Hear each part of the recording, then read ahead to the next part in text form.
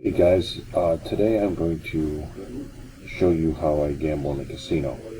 Now, as a start to this, I'd like to say that I've been an armchair gambler for about 25 years. I've been in casinos every now and then, and I have learned how to gamble. And one of the mainstays, one of the backbone systems I use for gambling in a casino is statistical compression. Now, what is statistical compression? Let's say you are betting on an event that happens on average 1 out of every 7 times, 1 out of every 6 times, but the casino short pays you and they pay you 1 for 7. Now let's say your bet is any craps, which they pay off 1 to 7 times.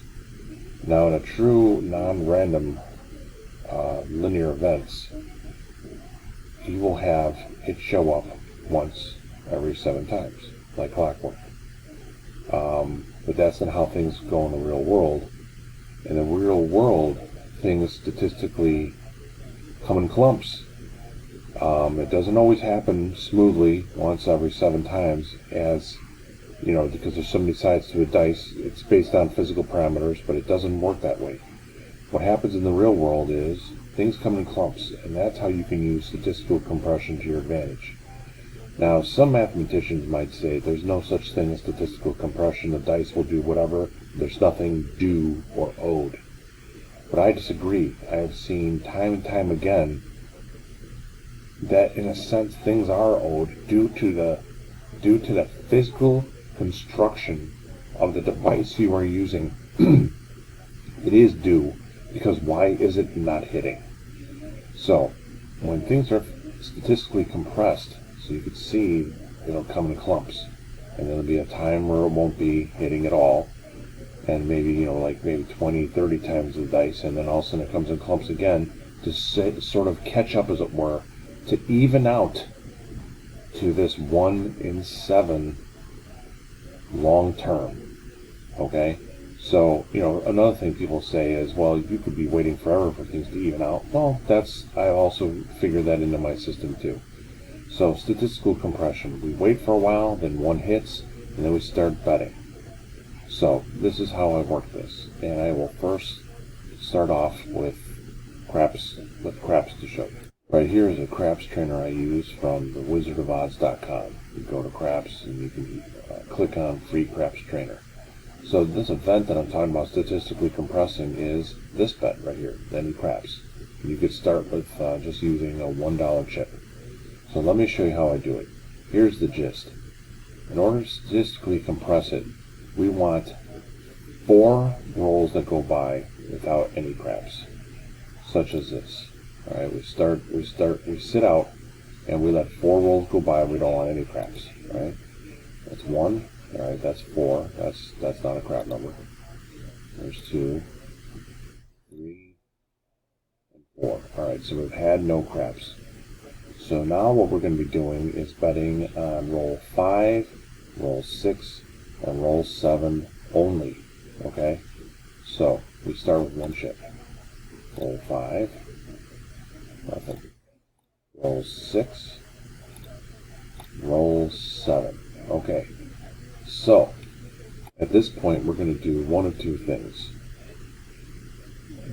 First thing we're going to do is wait for another any craps to get rolled, and then we will sit out from that point and count 4 again, and then jump in on a 5, 6, 7. Or number 2, we start counting from this point all the way from 8 to 20. Okay?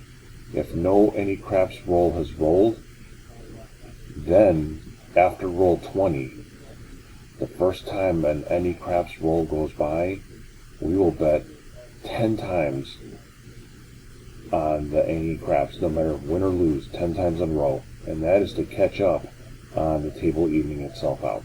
So let me show you what we're doing. Okay, we just rolled 5, 6, 7, nothing hit. Now, roll 8, and there's a craps right there. Alright?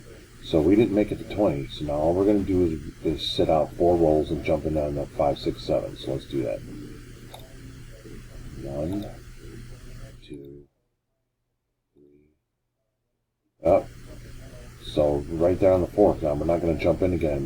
We need 4 rolls, no hit. Alright, here we go. 1, 2, 3, 4. Alright, so now we're going to jump in. However, we're going to increase $1 because we lost the last series of bets. So, $2. So now we're going to roll 5, and then we hit it. Alright, so in that 5, 6, 7 series of bets, if we hit, once again, we do the 4 rolls where we're out. We're statistically compressing this. 1, 2, 3, up. Gotta sit out 4 more rolls. 1, 2, 3, 4. Alright. So we're gonna stick with 2 because we won the last bet, so we don't need to raise $1. Alright. 5, 6, 7. Alright, so now we're going to start counting. We're going to see if we make it to 20. If we do, we're going to launch a 10-step, no matter what, after the next craps is rolled. Or if it's before 20 and a craps goes by, then we're going to sit out 4 steps and do 5, 6, 7. Do it like that. Alright, so here's roll 8. Oh, alright, so we hit 1. So now we're going to go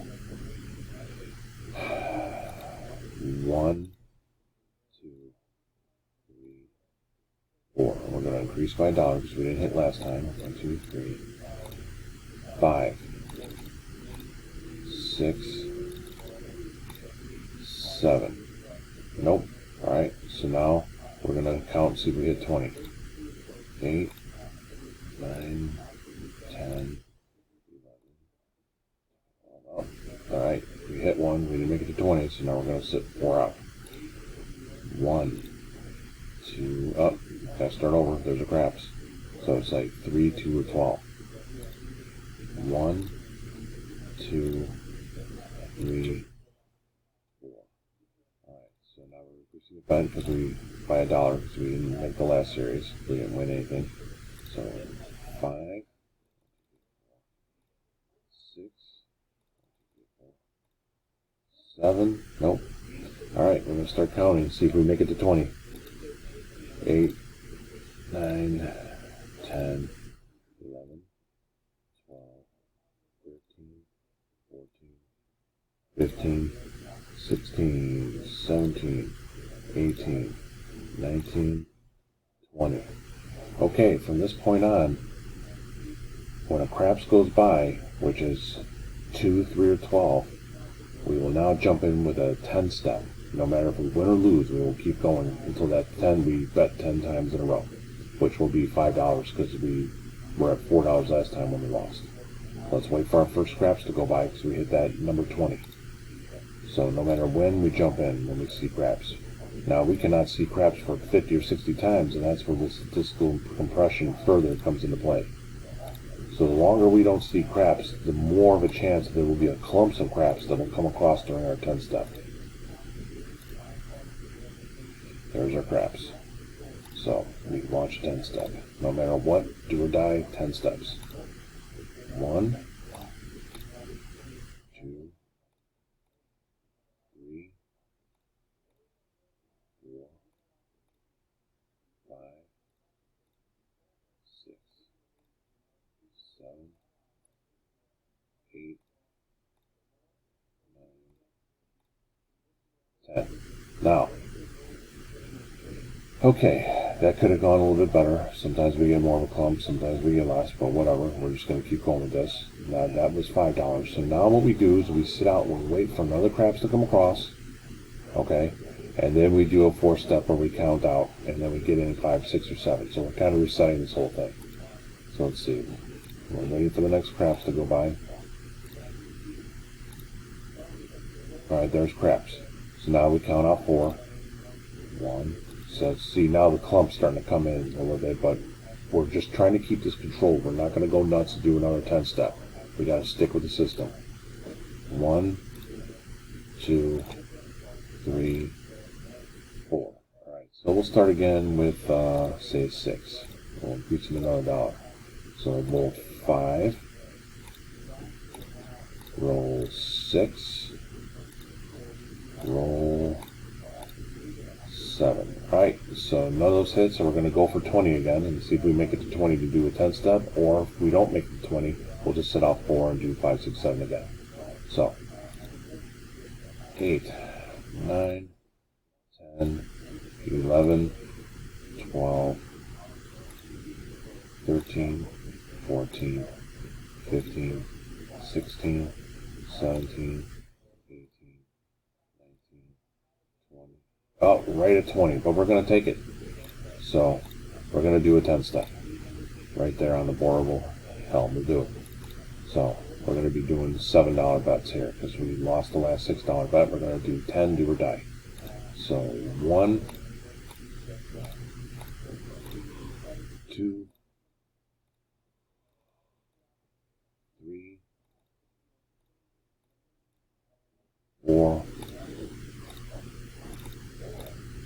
5, 6. Not good so far. 7. There we go. 8. Alright. 9. So you can see what's happening here. I'll just stop at 9. You're supposed to do 10. Here, I'll just do it now. 10. So you can see what happened here. The clump started to dump. Since we had so many of it not hitting, the table, again, mathematicians would deny this, the table tried to correct itself and even out the statistics. It's going to come in a clump later, or it's going to come more evened out as it goes. But either way, those dice are going to correct at some point. Now, mathematicians would be like, yes, but at some point that it evens out could be infinite. You know, it would take so much time that you wouldn't have time to stand there to let those dice eventually even out. But that's why we're doing it in a short-term fashion here. Now, let's say we hit $50, maybe $100, you could start over with $1 chips. So that is how you statistically compress the craps table. Now, you could start this with $300 because you're starting with like a $1 chip. Okay? So I find this to be pretty damn good to just have $300 with. And statistical compression, I find, is a pretty good strategy, and I think that you probably have never seen anything like this before, because I've seen a lot of videos online of supposedly how to beat the craps table, and there's not too many of them that really work. You know, you play them out and it doesn't work. Play this out. Try it. Try it on this simulator. Try it on another simulator if you have it. If you don't understand this, go back and look at the rules again. So once again, you wait for craps to go by, 2, 3, or 12. Then you count 4 out. You don't do anything for 4 rolls. Then you bet the 5th, 6th, and 7th roll, the same amount of money. If you hit, you start over again, count out 4 rolls, 5th, 6th, 7th. If you don't hit on the 5th, 6th, or 7th, you start counting to 20. If no rolls by 20, you sit out and wait. Doesn't matter how many rolls, 20, 30, 40, 50, you wait for all craps to go by, and then you launch a 10-step. 10-step do or die. Okay, it's that same amount. Roll your +1 every time you lose a series. And then if you stop because you're ahead of the money, but if you didn't hit anything, you sit out again after the 10-step, and you just sit there and wait for a craps number to go by, and you start over. You sit out 4 rolls, and you bet 5, 6, or 7. You just do that forever, and you should be pretty good. Try the system again. You know, you don't have to sit there and slam it, say it doesn't work, say the math doesn't make any sense. Try it. Play it on the simulator. See how it does. You don't understand anything, just watch the video again and let me know what you think. Alright, thanks for watching.